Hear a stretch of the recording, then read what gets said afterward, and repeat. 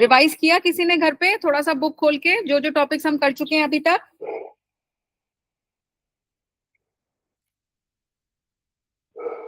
अच्छा, किसी ने भी नहीं रिवाइज किया?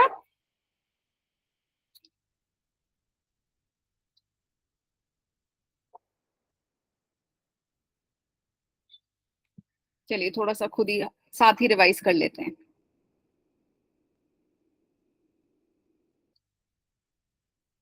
Good evening Vaishnavi, Rutika. Good evening ma'am. Good evening ma'am.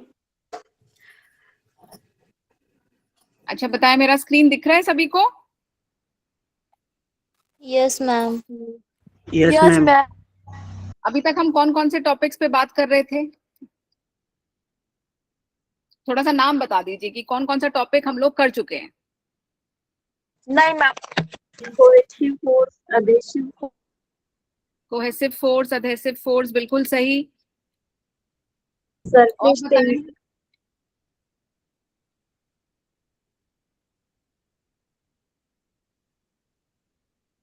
और बताएं, सरफेस टेंशन भी ठीक, एडहेसिव फोर्सेस, कोहेसिव फोर्सेस बिल्कुल ठीक। क्या हमने एटमॉस्फेरिक प्रेशर किया है? हाँ जी बेटा। Surface energy, surface energy, active pressure. Okay very good. बाकी बच्चे एक एक टॉपिक सब बताए जो अभी तक हम कर चुके हैं। शुरुआत से मैकेनिकल प्रॉपर्टीज ऑफ फ्लूइड्स में हमने किस किस के बारे में बात किया है, मुझे बस टॉपिक का नाम बताते जाएं। काफी कुछ तो सामान्य ही बता दिया। ओम, रुतिका, वैष्णवी। अच्छा बताएं, क्या हमने एटमॉस्फेरिक प्रेशर किया है? Yes ma'am.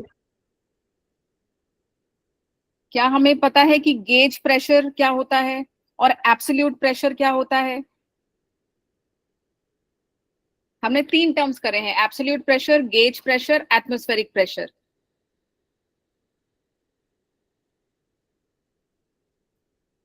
Yes ma'am. Okay okay. ऐसा कुछ जो हमने किया है और मुझे याद नहीं, जिसका नाम अभी हमने नहीं लिया हो? Hydraulic lift. Very good Rutika, हमने पास्कल्स लॉ किया है, पास्कल्स लॉ के एप्लीकेशन में हाइड्रोलिक लिफ्ट भी किया है, वेरी गुड। और कुछ जो हम मिस कर चुके हों? चलिए अब थोड़ा सा साथ में ये रिवाइज कर लेते हैं। इस प्रेजेंटेशन में आपको 2 इमेजेस दिख रहे हैं, एक पहला वाला यहाँ पे, एक दूसरा वाला यहाँ पे। पहले वाले इमेज में क्या दिया हुआ है?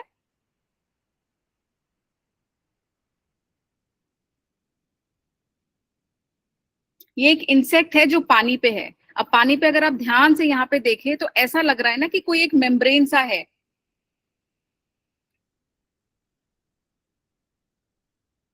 Yes ma'am.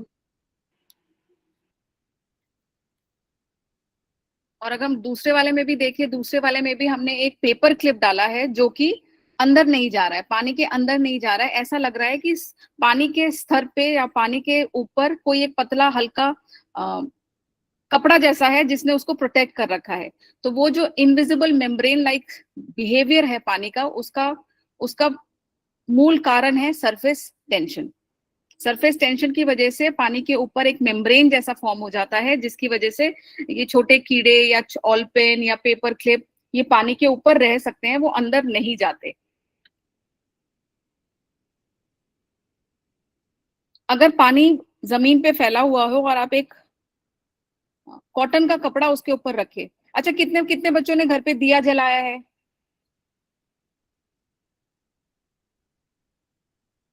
फिर से पूछती हूँ, कितने बच्चों ने घर पे दिया जलाया है? जैसे दिवाली पे हम लोग जलाते हैं ना दिया घर के। ओके ओके, रुतिका ने किया है, प्रद्युम्न ने किया है, तुषार, प्रथमेश। कैसे जलाते हैं दिया? जलाने के लिए क्या क्या चाहिए? एक तो दिया चाहिए, और क्या चाहिए? ऑयल। ऑयल चाहिए, वेरी गुड। दिया चाहिए, दिया में थोड़ा सा ऑयल डालेंगे। कोई कॉटन। और क्या चाहिए बच्चे? Match box. मैच बॉक्स भी चाहिए, वेरी गुड। तो दिया हो गया, तेल हो गया, मैच बॉक्स हो गया। कुछ एक इम्पोर्टेंट चीज है जो हम मिस कर रहे हैं। कापूस। हाँ जी बच्चे। कॉटन। Cotton, very good. तो कॉटन को हम कैसे रखते हैं? क्या हम एक कॉटन का बॉल डाल देते हैं उसमें या कुछ और करते हैं?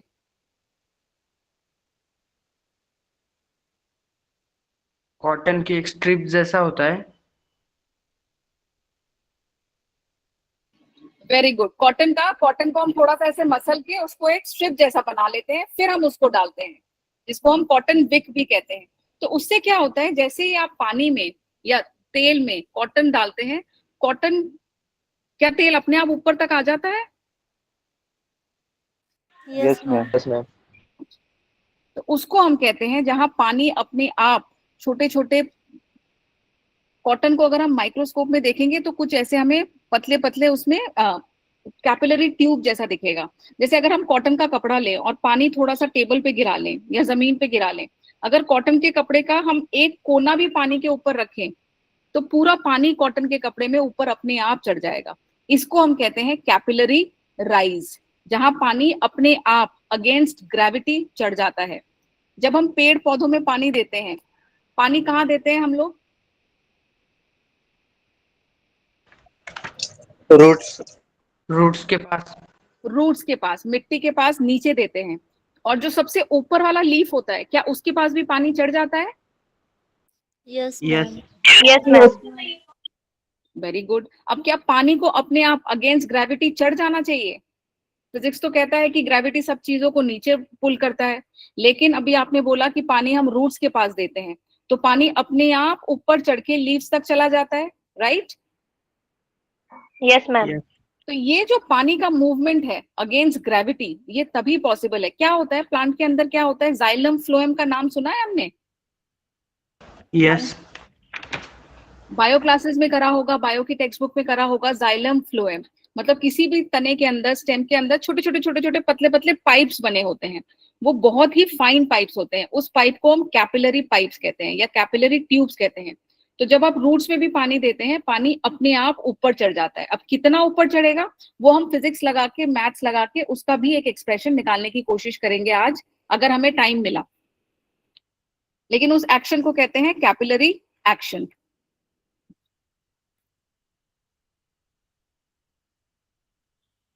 अच्छा, सरफेस टेंशन हमने सबने डिस्कस कर लिया था। सरफेस टेंशन को हम एसपी लिख सकते हैं, कई कई बुक्स में टी भी लिखते हैं। सरफेस टेंशन का फॉर्मूला होता है T is equal to the force acting per unit length.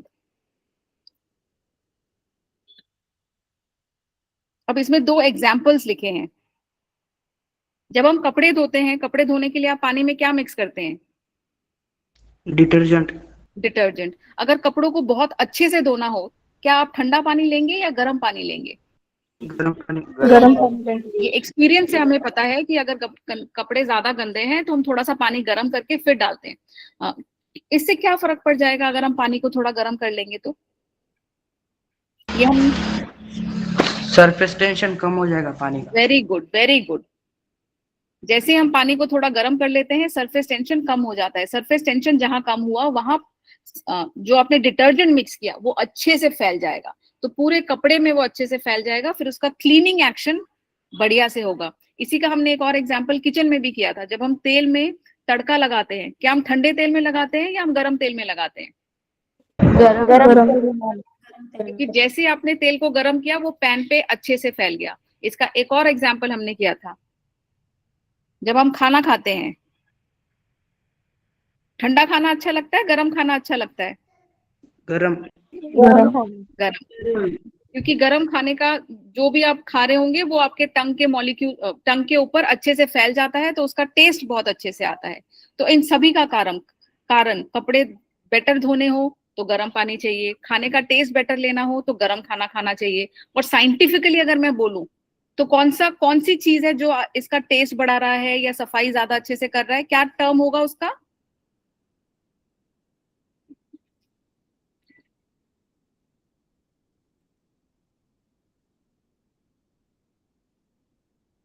फिर से पूछती हूँ, अगर कपड़ों को अच्छे से धोना है तो हमने पानी को गर्म किया, लेकिन साइंटिफिकली हमने कौन सी चीज को कम या ज्यादा किया? सरफेस टेंशन को। Very good. डेंसिटी से ज्यादा सरफेस टेंशन। हमें चाहिए कि नमक अच्छे से फैल जाए, हमें चाहिए कि डिटर्जेंट अच्छे से फैल जाए। तो साइंटिफिकली उसका रीजन होगा सरफेस टेंशन। इसका भी हमने एग्जांपल दे दिया, surface tension of liquid decreases with increase in temperature. जैसे ही आपने तेल को गर्म किया उसका सरफेस टेंशन कम हो गया और वो अच्छे से फैल गया।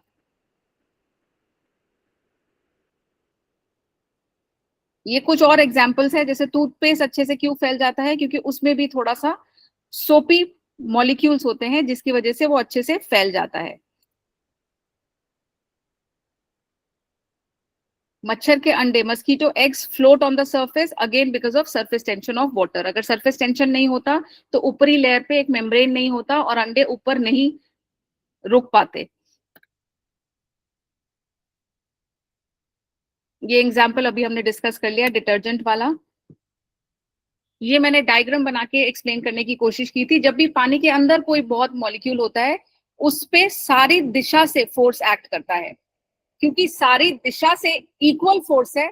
इस पार्टिकल पे, इस मॉलिक्यूल पे जो फोर्स है वो जीरो है, तो इस पे कोई टेंशन नहीं है। लेकिन वहीं जहां एक मॉलिक्यूल सरफेस पे होता है उसके ऊपर एक टोटल नेट नीचे फोर्स होता है। इस फोर्स से डूबने से बचने के लिए उसको अपने ऊपर काम करना पड़ता है। ये जो उसको एक्स्ट्रा काम करना पड़ा, यही रीजन है सरफेस टेंशन का। और क्योंकि उसको काम करना पड़ रहा है सरफेस टेंशन के लिए, उसके पास एक्स्ट्रा एनर्जी होती है। उस एनर्जी का क्या नाम है?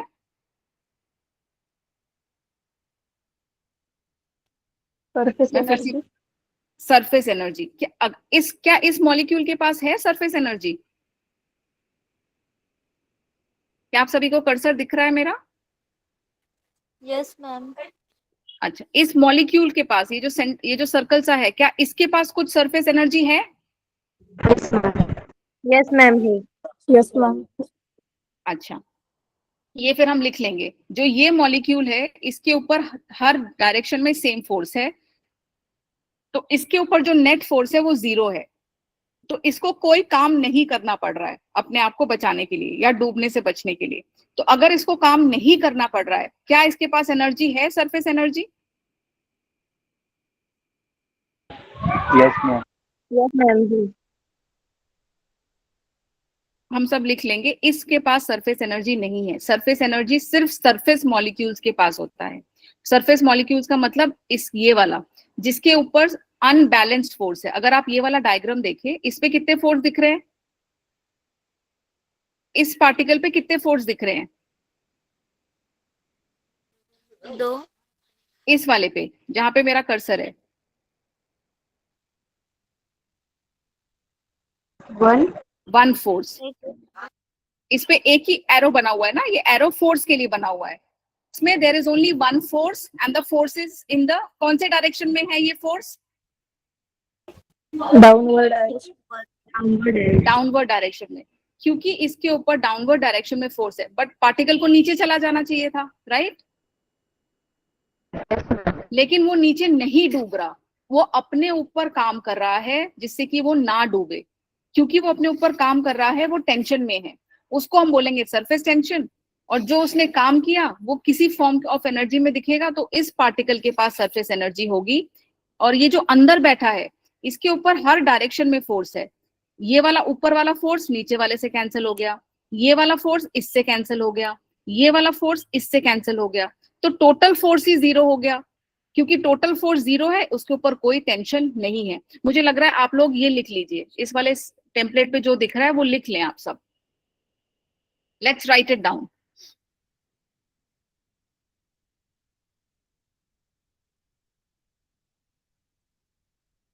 जैसे लास्ट लाइन कह रहा है, extra potential energy of all the molecules in the surface film. Surface tension भी सिर्फ सरफेस पे है, सरफेस एनर्जी भी सिर्फ सरफेस पे है। पानी के अंदर वाले पार्टिकल्स में ना तो सरफेस टेंशन है ना ही सरफेस एनर्जी है। सारे बच्चे ये वाला पोर्शन लिख लेंगे।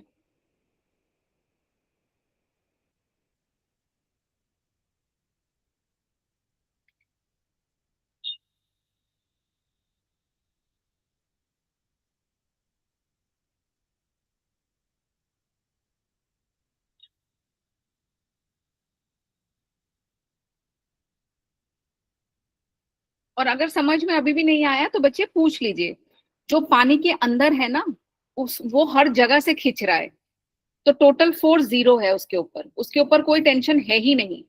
जो बेचारा जो सबसे ऊपर बैठा है उसके ऊपर नेट फोर्स है, तो वो बेचारा टेंशन में है थोड़ा।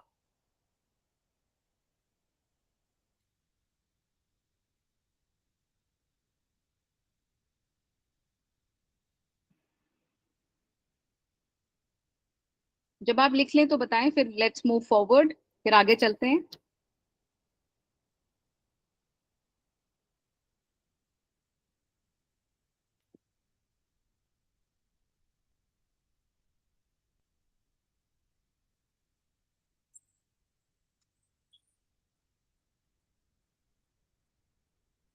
जब आप सब लिख रहे हैं तो थोड़ा समझ के लिखें, जहां नहीं समझ आ रहा है कोई भी लाइन या कोई भी वर्ड, वो पूछ ले मुझसे।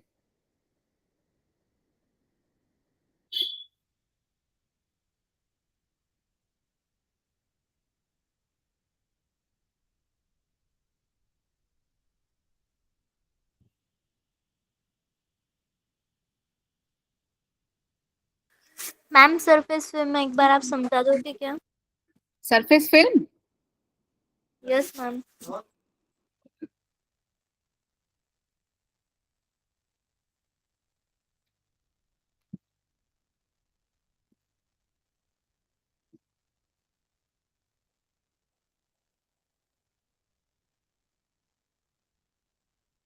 बेटा ये वाला डायग्राम दिख रहा है आपको?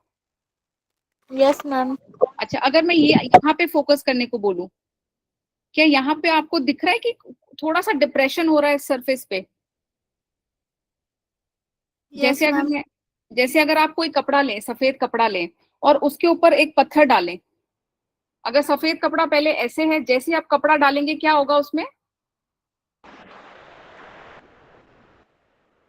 क्या वो सीधा रह पाएगा या थोड़ा सा डिप हो जाएगा उसमें, या थोड़ा सा चेंजेस दिखेंगे? थोड़ा सा अंदर दब जाएगा। थोड़ा सा अंदर दब जाएगा। तो इस डायग्राम में, इन दोनों डायग्राम में अगर आप ध्यान से देखें तो जहां पे इसके पैर हैं, यहाँ पे पानी का जो ऊपर का लेवल है वो थोड़ा सा दबा हुआ दिख रहा है। तो ऐसा लग रहा है कि कोई एक फाइन सा कपड़ा है जिसके ऊपर ये इंसेक्ट आराम से बैठा हुआ है। अब ये क्यों होता है, उसका कारण समझने के लिए थोड़ा सा आगे वाले उस पे चलते हैं।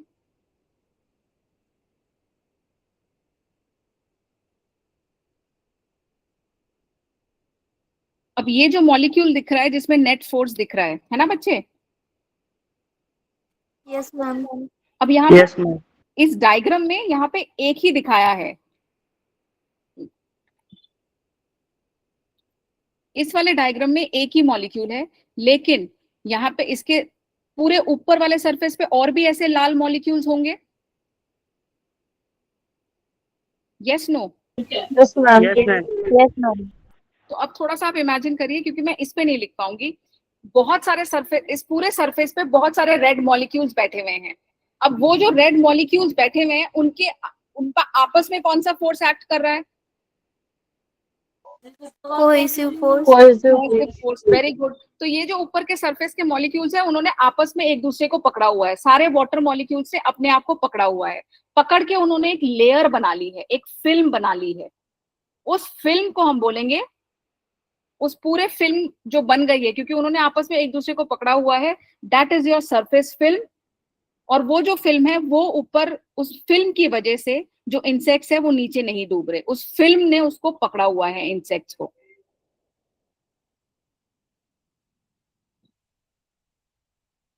अब आया कुछ थोड़ा सा बेटर यस हुआ? Ma'am. Okay. Yes, ma'am. Surface पे जितने मॉलिक्यूल्स हैं उन्होंने आपस में हाथ पकड़ के एक चेन सी बनाई हुई मैम है, एक सरफेस लाइन सी लेयर बनाई को हुई है। फिल्म कहते हैं क्या? हाँ जी, सरफेस लेयर को सरफेस फिल्म कहते हैं, बिल्कुल ठीक, बिल्कुल ठीक। क्या हम सभी ने ये लिख भी लिया है? आगे चलें थोड़ा। Yes ma'am. Yes, ma'am. Yes, Yes, ma'am. अच्छा, कल थोड़ा सा हमने बबल्स बना के भी देखे थे और ये वाला एक्सप्रेशन भी किया था कि यहाँ पे अगर ये सोप का फिल्म है और इस डंडे को खींच के हमने थोड़ा सा अगर एरिया बढ़ा दिया तो हमें थोड़ा सा काम करना पड़ेगा, right? Yes, ma'am. Yes, ma'am. Yes ma'am. Surface tension का फॉर्मूला होता है surface tension is equal to force upon length. वहां से हमने फोर्स भी निकाला था, ये हमने कल की क्लास में लिखा हुआ होगा आपके सबके नोट्स में। Yes, ma'am. ओके, सो जो फोर्स निकला था वो सरफेस टेंशन इनटू लेंथ निकला था।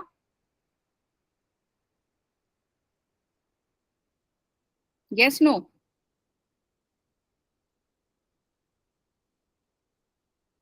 Yes, ma'am.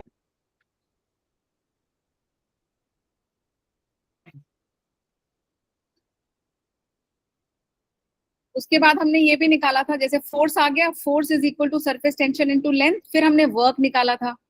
वर्क निकालने के लिए हमने फोर्स को मल्टीप्लाई किया था dx, आप लोगों ने ही मुझे फॉर्मूला बताया था, work done is equal to force into displacement. और क्योंकि सरफेस पे दो लेयर थे, एक इस साइड एक दूसरी साइड, हमने 2 से भी मल्टीप्लाई किया था, राइट? Yes, ma'am. हाँ जी मैम।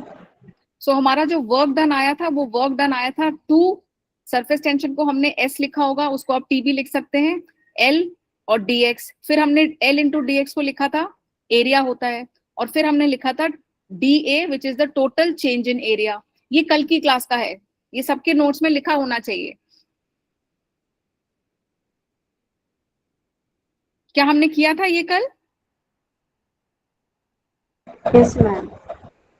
फिर हमने टोटल वर्क भी लिखा था, total work done is equal to the surface tension into the change in area.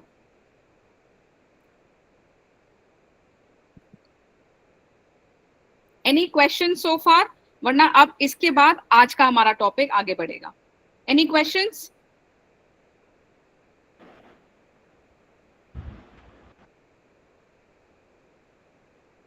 हाँ या ना, जिससे मुझे भी पता चले। ना। No, ma'am. फिर अब यहां से हम पिक करेंगे आज का क्लास। एक मिनट कुछ।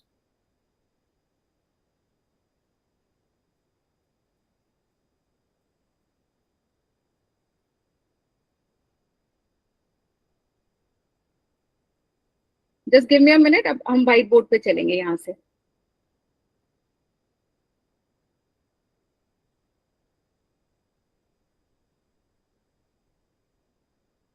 ये हमने कल किया था, अभी भी थोड़ा सा हमने रिवाइज कर लिया।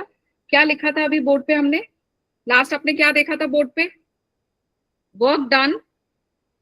क्या लिखूं यहाँ पे?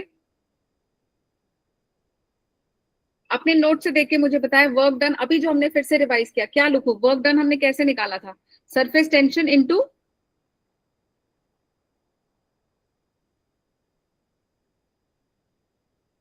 बताना पड़ेगा नहीं तो आगे नहीं चल पाएंगे। Length, ma'am. नहीं, वर्क डन फाइनली। लेंथ भी हमने डाल दिया था, हमने लिखा था work done is equal to force into displacement, सब कुछ करके हमने उसको लिखा था change in area, delta A लिखा था। Yes, ma'am. अब सब मेरे साथ साथ लिखेंगे। सरफेस एनर्जी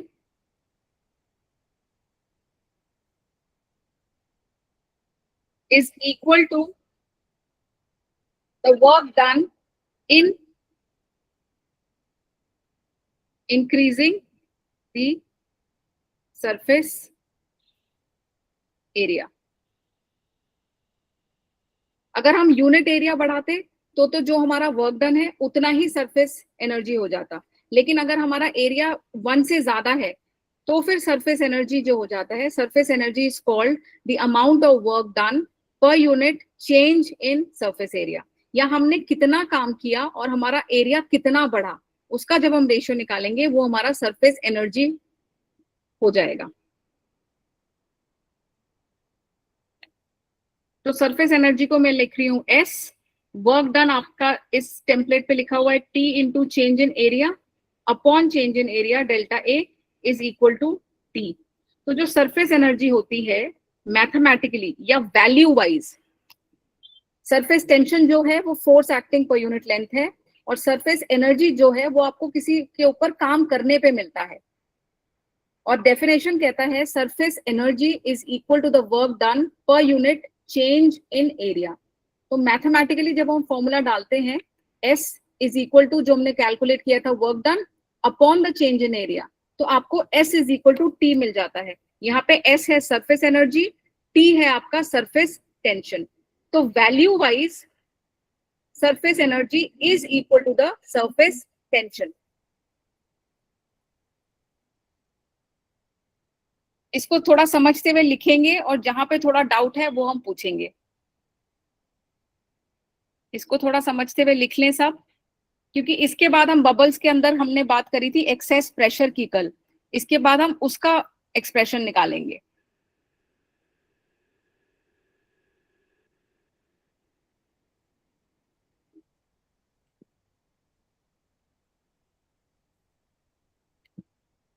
आज सभी बच्चे शांत है क्या? ये थोड़ा डिफिकल्ट लग रहा है? No, ma'am. फिर से पूछ। No? No ma'am. Okay okay.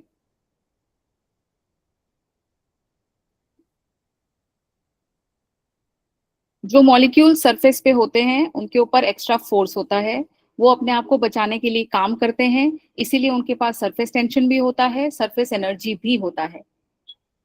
क्योंकि उनको काम करना पड़ रहा है तो पहले हमने काम निकाल लिया, फिर हमने सोप बबल से कल जो हमने किया था एक्टिविटी, सोप सोल्यूशन से हमने उसका एरिया बढ़ाने की कोशिश करी थी।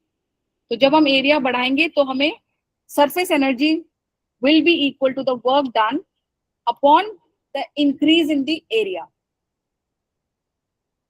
तो क्योंकि कल हमने वर्क निकाल लिया था तो वर्क का हमने एक्सप्रेशन डाल दिया, divided by the change in area. जब हम डालते हैं मैथमेटिकली हम देख पा रहे हैं कि सरफेस एनर्जी का जो वैल्यू है that is equal to the surface tension का वैल्यू। लेकिन दोनों चीजें सेम नहीं है।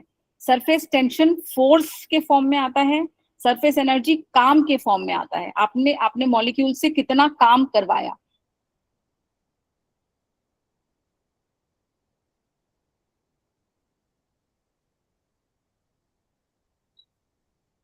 जब आप ये लिख लें फिर मुझे बताएं, फिर हम एक्सेस प्रेशर का एक एक्सप्रेशन करेंगे। हो गया मैम। हो गया हो मैम। गया? लिख लिया है मैडम। ओके, तीन तीन बच्चों का हो गया, बाकियों का? हो गया। हो गया मैम। ओके, आगे चलें फिर। Yes ma'am. Yes ma'am.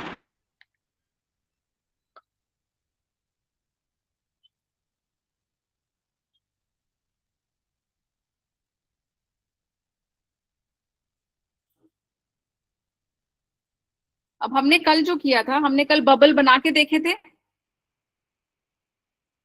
Yes ma'am. क्या शेप होता है बबल का? सर गोल शेप होता है। गोल शेप होता है। तो लेट्स से कि हमने एक गोल शेप का बबल बनाया। बबल कैसे बनाया था कल मैंने? क्या करना पड़ा मुझे बबल बनाने के लिए?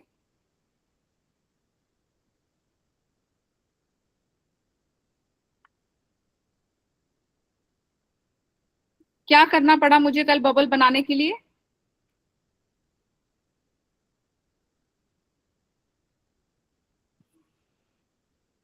फिर से पूछती हूँ, कल मैंने बबल बनाने के लिए क्या किया था कि बबल बना और आप लोगों को दिखा?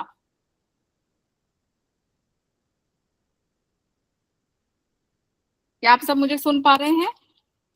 यस मैम, वो फूककर बबल निकाले थे। हाँ, उसको फूंक मारना पड़ा है ना, मुझे थोड़ा सा प्रेशर जनरेट करना पड़ा, राइट? Yes ma'am. ओके, तो क्या हम कह सकते हैं जब हमने बबल बनाया तो उसके अंदर कुछ हमें प्रेशर डालना पड़ा?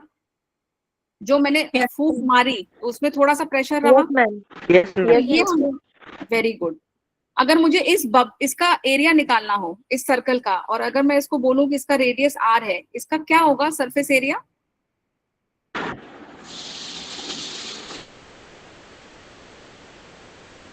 इसका सरफेस एरिया क्या होगा?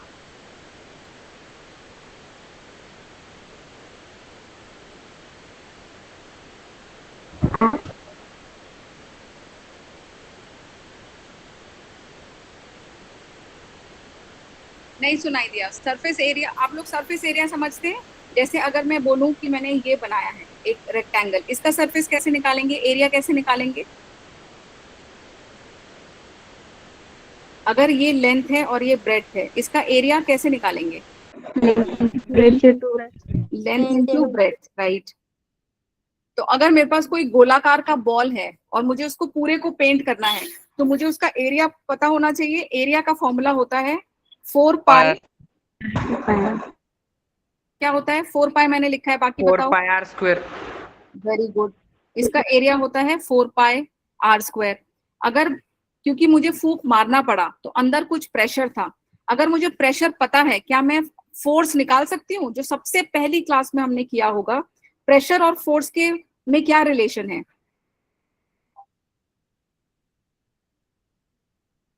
प्रेशर और फोर्स के बीच में क्या रिलेशनशिप है? Pressure is equals to force upon area. Very good. In general pressure is equal to force upon area.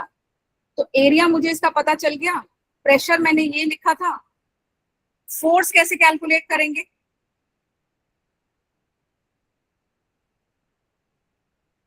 P into A. P into A, very good. तो force हो गया मेरा P इंटू एरिया, आप लोगों ने मुझे बताया 4 पाई आर स्क्वायर, ये हो गया फोर्स। अब अगर मैं थोड़ा सा और उसको फूक मारती तो क्या चेंज आता बबल में? अगर मैं थोड़ा सा और फूक मार लेती तो क्या होता? बबल ऐसा ही रहता कि थोड़ा सा चेंज हो सकता था? Change in area. Change in area, very good Chaitanya. अगर मैं थोड़ा सा और उसमें प्रेशराइज करती तो हो सकता था मुझे एक बड़ा बबल मिल जाता, राइट? Yes, ma'am. तो लेट्स अज्यूम कि मैंने थोड़ा सा ज्यादा वो लगाया और मैंने इसका चेंज कर दिया radius by an amount d r. तो जो मुझे वर्क करना पड़ा, पहले जो मैंने बबल बनाया उसका रेडियस था आर, अगर तो मुझे थोड़ा सा बड़ा बबल बनाना पड़ता जिसका रेडियस थोड़ा सा बड़ा होता बाय डी आर, तो जो मुझे काम करना पड़ता, क्या मैं उसको लिख सकती हूँ एफ डी आर?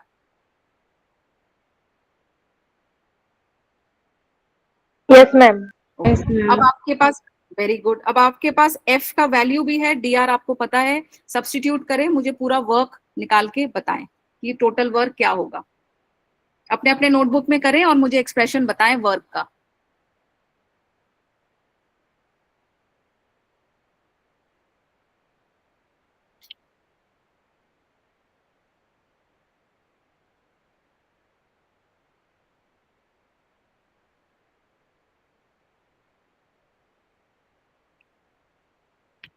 हम वर्क का फॉर्मूला निकाल रहे हैं, आपके पास एफ का वैल्यू दिया हुआ है स्क्रीन पे, सब्स्टिट्यूट करें और मुझे टोटल आंसर बताएं। मैं भी लिखूं साथ साथ? Yes, ma'am. ओके, तो क्या हम इसको ये लिख सकते हैं,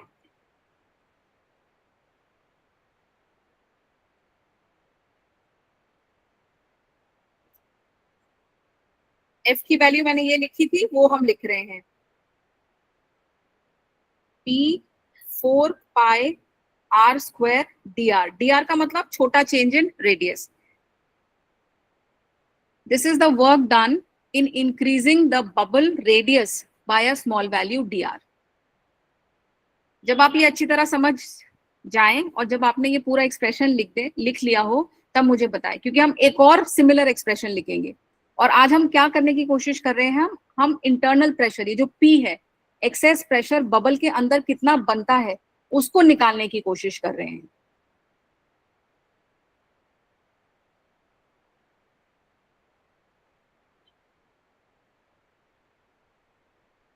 क्या सभी ने ये लिख लिया?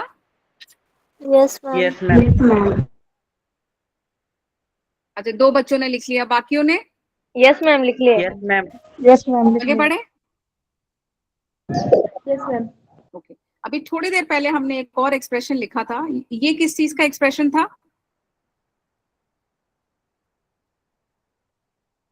Surface. Surface energy. Surface energy. तो क्या हम ये कह सकते हैं सरफेस एनर्जी, अगर मैं इस वाले एक्सप्रेशन को देखूं, इस वाले को, surface energy is equal to the work upon increase in the surface area, तो क्या मैं यहां से वर्क फिर से निकाल सकती हूँ? Yes ma'am. Okay, very good.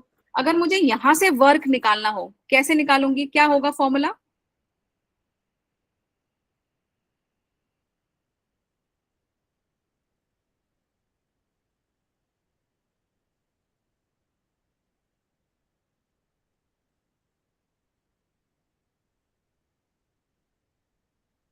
क्या इस दोनों को मल्टीप्लाई करेंगे तो आ जाएगा? Yes ma'am. तो अब हम ये करने की कोशिश करेंगे। ये हमने एक वर्क निकाला, दूसरे फॉर्मूले से हम कह रहे हैं work done will be equal to the increase in the surface area multiplied by the surface tension। ठीक है, सरफेस टेंशन क्यों? क्योंकि जो हमारा S है, surface energy is equal to the surface tension. तो हम सरफेस टेंशन के टर्म्स में निकालेंगे delta A into the surface tension. तो इससे भी हमारा वर्क आ जाएगा। एक वर्क हमने इस फॉर्मूले से निकाला, एक वर्क हम दूसरे फॉर्मूले से निकालेंगे, फिर दोनों को इक्वेट करेंगे। लेकिन उसको करने से पहले क्या इस एक्सप्रेशन तक हम सब सहमत हैं? Yes ma'am. Yes ma'am. अब चेंज इन एरिया निकाल लेते हैं पहले। Change in area will be final area minus initial area, यही होता है formula. Yes ma'am. Yes ma'am. अच्छा, फाइनल एरिया बड़े वाले बबल का, बड़े वाले बबल का मतलब 4 पाई, क्या रेडियस था बड़े वाले बबल का?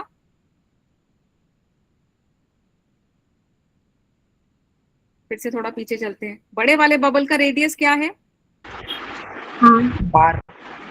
ये है बड़े वाले बबल का रेडियस। क्या है बड़े वाले बबल का रेडियस? आर। हाँ। आर है या आर प्लस डी आर है? dr r plus D r. D. Very good.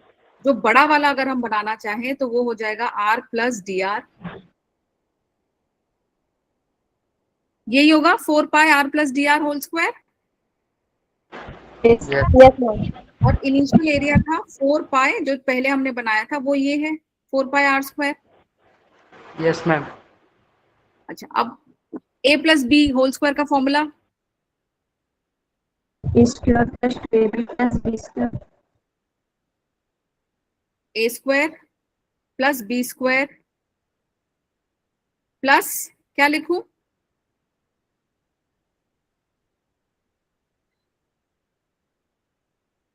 a plus B whole square का फॉर्मूला होता है a square plus B square plus 2ab।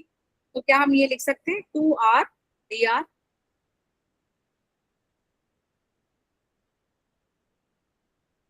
क्या हम लिख सकते हैं ये? Yes ma'am. और यस मैम। Very good. अब आप साथ साथ लिखते चलें, आप भी लिख लें पहले, फिर मैं नेक्स्ट स्टेप पे जाऊंगी। तो पूरा एक्सप्रेशन मेरा ये आ जाएगा।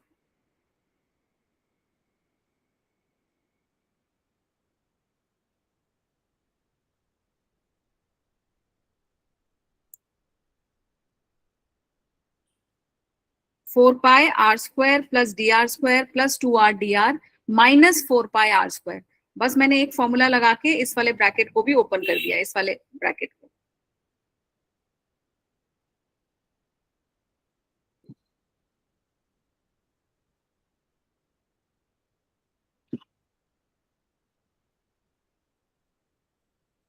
जब आप लिख लें तो बता दें।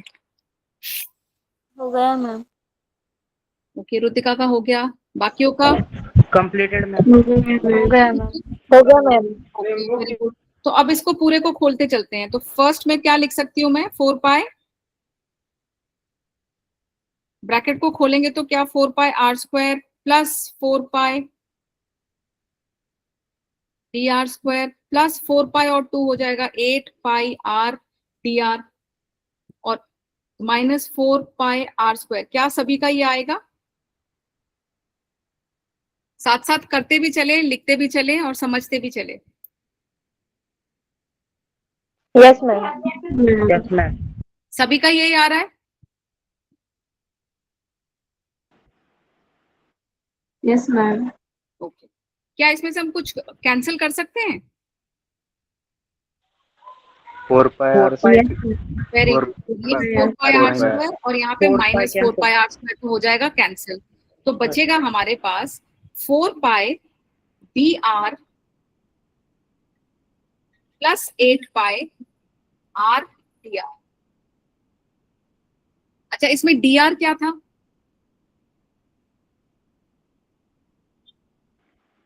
Radius. Increasing radius. Radius, very good, increase in the radius. तो अगर मैंने एक बबल बनाया जो आर था और मैंने उसमें थोड़ा सा और प्रेशर डाला जिससे कि थोड़ा सा इंक्रीज होगा, तो जब हम डीआर लिखते हैं, डीआर का मतलब होता है बहुत ही छोटा, मतलब आप समझ लें 0.01 सेंटीमीटर, इतना छोटा। तो अगर डीआर खुद ही छोटा है 0.01 सेंटीमीटर का, डीआर स्क्वायर क्या हो जाएगा? अगर मैं इसको वैल्यू लेके पूछूं आपसे कि डीआर है 0.01 सेंटीमीटर, तो डीआर स्क्वायर कैसे निकालोगे? 0.01 इंटू 0.01, राइट? Yes, ma'am. तो 0.01 इंटू 0.01 क्या हो जाएगा? 0.01 ही होगा। 0.01. 0.012. अच्छा, ये थोड़ा सा अलग से लिख के बताती हूँ आपको। अगर मेरा डीआर है 0.01, तो मेरा डीआर स्क्वायर हो जाएगा 0.01 इंटू 0.01, मतलब मल्टीप्लीकेशन हो रहा है। तो कितने डेसिमल प्लेसेस होंगे आंसर में? 0.001. यहाँ से 2 प्लेसेस, यहाँ से 2 प्लेसेस, यस मैम, 0.00। तो 0.0001 एक और, क्योंकि यहाँ पे 2 प्लेसेस ऑफ डेसिमल है, यहाँ पे 2 प्लेसेस ऑफ डेसिमल है, टोटल 4 प्लेसेस हो गए मल्टीप्लीकेशन में। Yes no? Yes, ma'am. Yes ma'am. तो ये हो जाएगा। तो जब डीआर खुद ही बहुत छोटा होता है, डीआर स्क्वायर बहुत ही ज्यादा ज्यादा छोटा हो जाता है। तो अगर हम इसमें इसको ऐड भी करें तो भी वो बहुत छोटा होता है, तो इतने छोटे नंबर को हम इग्नोर कर सकते हैं, कैंसिल कर सकते हैं। क्या हम ये समझ पा रहे हैं मैं क्या कहना चाह रही हूँ? Yes, ma'am. जैसे कि अगर हमारे पास 1 सेंटीमीटर का रेडियस है, 1 सेंटीमीटर में अगर आप 0.0001 ऐड भी कर देंगे तो बहुत ज्यादा चेंज नहीं होगा, है ना? Yes ma'am. Yes. ओके। तो ये अगर डीआर ही आपका बहुत छोटा है, डीआर स्क्वायर जहां आ जाता है किसी भी एक्सप्रेशन में, उसको हम इग्नोर कर सकते हैं, उसको हम सोच सकते हैं कि ये ज्यादा फर्क नहीं आएगा एक्सप्रेशन में, तो उसको हम एक्सप्रेशन से हटा सकते हैं। तो ये हम अभी ऊपर वाले एक्सप्रेशन में ये करने की कोशिश करेंगे।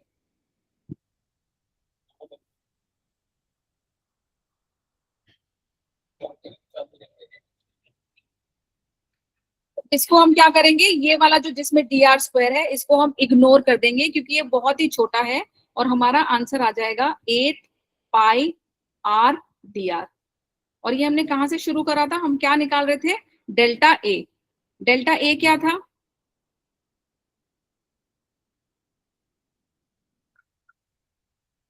थोड़ा ज्यादा मैथ्स हो गया आज। Delta A is equal to the change in area. Are we okay with this?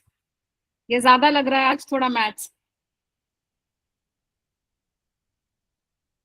No, ma'am. No, ma'am. Okay okay. तो हमने चेंज इन एरिया निकाल लिया कि अगर मुझे एक कोई भी बबल बनाना है, चाहे पानी का बबल बनाना हो या किसी का, मुझे ये एरिया चेंज होता है जब वो छोटे से थोड़ा सा बड़ा हो जाता है। और हमने शुरुआत करी थी कि हमें वर्क डन निकालना है, which is change in area into the surface tension. क्योंकि जब आप बबल बना रहे हैं, सरफेस पे मॉलिक्यूल्स हैं, तो वहां पे सरफेस टेंशन भी होगा, सरफेस एनर्जी भी होगा। तो अब मैं वर्क डन निकाल लेती हूँ, which is T into the change in area. क्या लिखूं इसमें?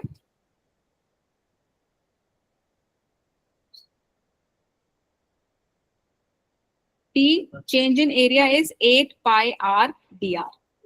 ये हो गया आपका वर्क डन। अब आप सबका वर्क है, ये है आपका एक्सप्रेशन नंबर 2, और आपके नोटबुक में कहीं पे एक्सप्रेशन नंबर 1 होगा।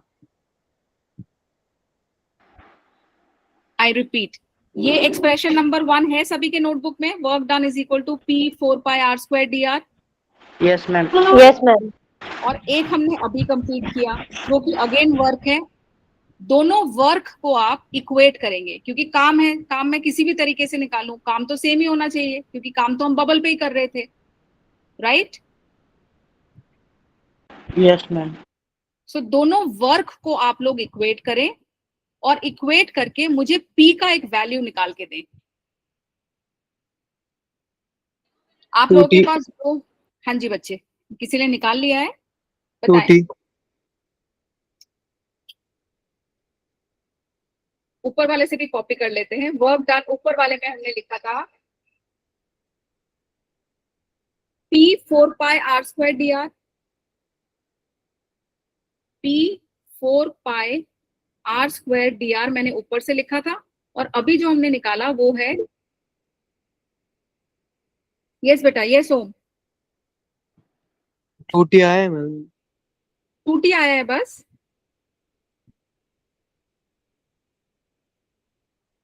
हाँ अच्छा देख लेते हैं, करके भी देख लेते हैं। 8 pi r dr t, क्या मैंने ठीक लिखा है दोनों वर्ग को? ओम, ऋतिका, वैष्णवी, क्या मैंने ये लास्ट एक्सप्रेशन ठीक से लिखा है? Yes ma'am. Okay, yes ma'am. तो पहले तो हम पाई और पाई काट दें। पहले हम करेंगे पाई और पाई को काट देते हैं, फिर हम dr और dr को काट सकते हैं, राइट? Yes, ma'am. तो जो हमारे पास बचा वो बचा 4p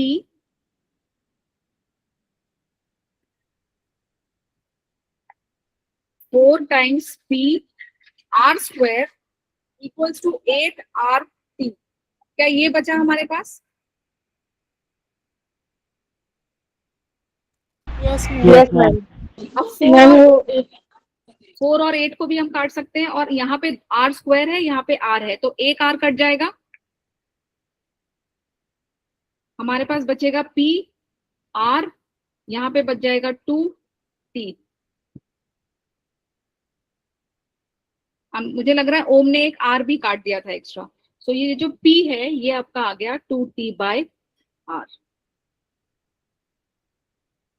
अब सब स्टेप वाइज देखें और मुझे बताएं क्या ये ठीक किया है हमने, क्या सभी का ये आ रहा है, या कहीं पे कुछ गड़बड़ है जो हमें दोबारा से थोड़ा सा रीवर्क करने की जरूरत है।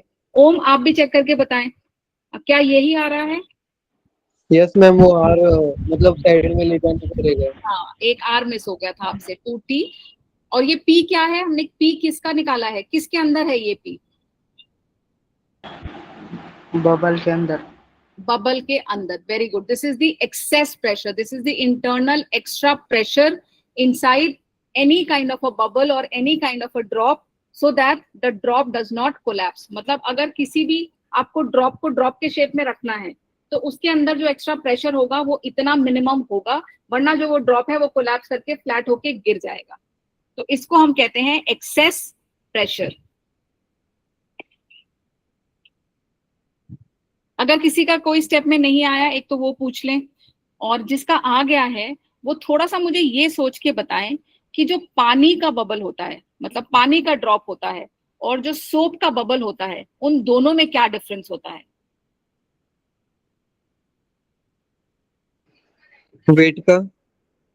एक तो वेट का डिफरेंस होगा। अगर मैं पानी की बूंद के बारे में बात करती हूँ, पानी के बूंद के अंदर क्या होता है? Hydrogen and oxygen. क्या हवा भी होती है कि वो पानी के बूंद के अंदर पानी ही भरा होता है? हवा भी होती है। हवा भी होती मैम। हवा भी होती है। जो अगर आप नलका खोलेंगे या जब बारिश होती है, जो बूंद गिरती है, क्या बूंद के अंदर हवा होती है? Yes ma'am. Yes, ma'am. थोड़ा सा सोच के बताएं। जैसे अगर सोप का बबल हमने बनाया, सोप का जो नहीं बबल, मैम, हवा नहीं होती। हवा नहीं होती है। जो सोप का बबल बनता है वो एक फिल्म होता है जिसके बाहर भी हवा होती है, अंदर भी हवा होती है। वहीं जब हम पानी की बूंद के बारे में बात करते हैं, पानी के बूंद के अंदर पानी ही भरा होता है, बस उसके बाहर हवा होती है।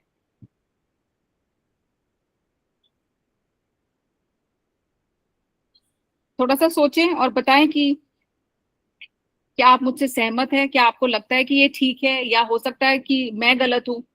जो पानी की बूंद होती है, बूंद के अंदर भी पानी ही होता है, लेकिन अगर हम सोप का बबल लें, बबल के अंदर हवा होती है।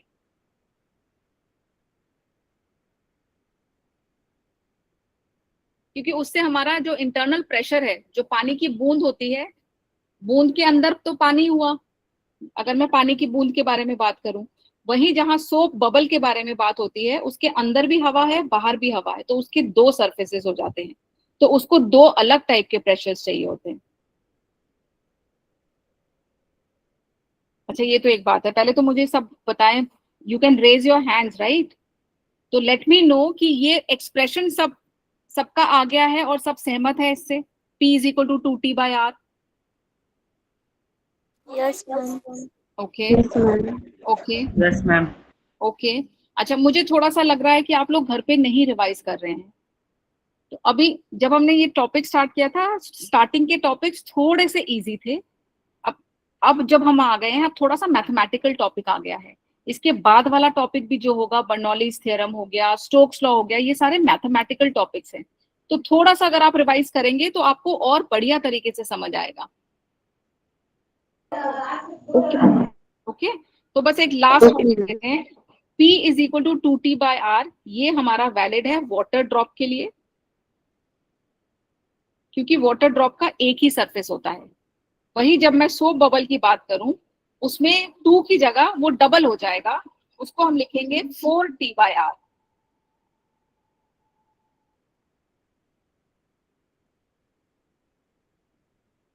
ये डबल इसलिए हो गया क्योंकि सोप बबल के अंदर भी हवा है, बाहर भी हवा है, तो उसका जो मेम्ब्रेन है वो बाहर से भी प्रेशर फील कर रहा है और अंदर से भी उसके पास हवा का प्रेशर है, जहां की वाटर ड्रॉप के पास सिर्फ बाहर का प्रेशर है, जिसको उसको सस्टेन करना है अपने आप को फूटने से बचाने के लिए।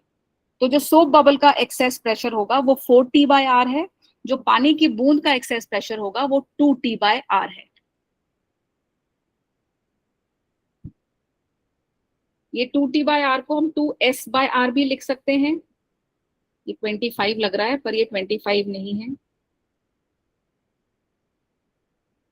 2T/R को हम 2S/R भी लिख सकते हैं। ऐसे ही 4T/R को हम 4S/R भी लिख सकते हैं।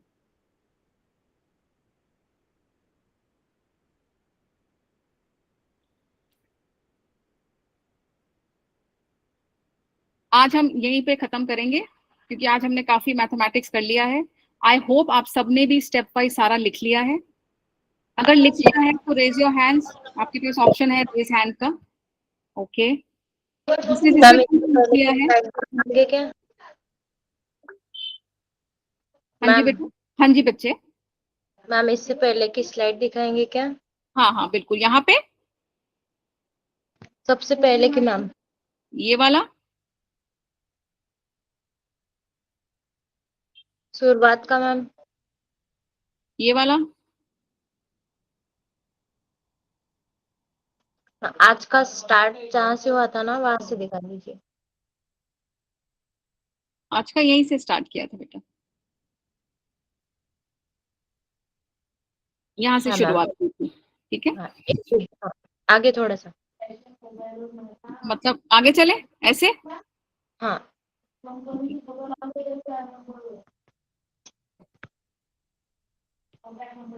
जिसने जिसने कर लिया है they can leave the class for today. Thank you, good night. जिसका खत्म हो गया है आज हम यहीं तक करेंगे क्योंकि काफी मैथ्स हो गया है, बाकी हम अगले वेंसडे मिलते हैं। लेकिन प्लीज रिवाइज करके आए तो ही हम आगे का समझ पाएंगे। जिसने खत्म कर लिया है they may leave the class. Thank you, good night, bye bye. Thank you ma'am. Welcome बच्चे, बाय बाय।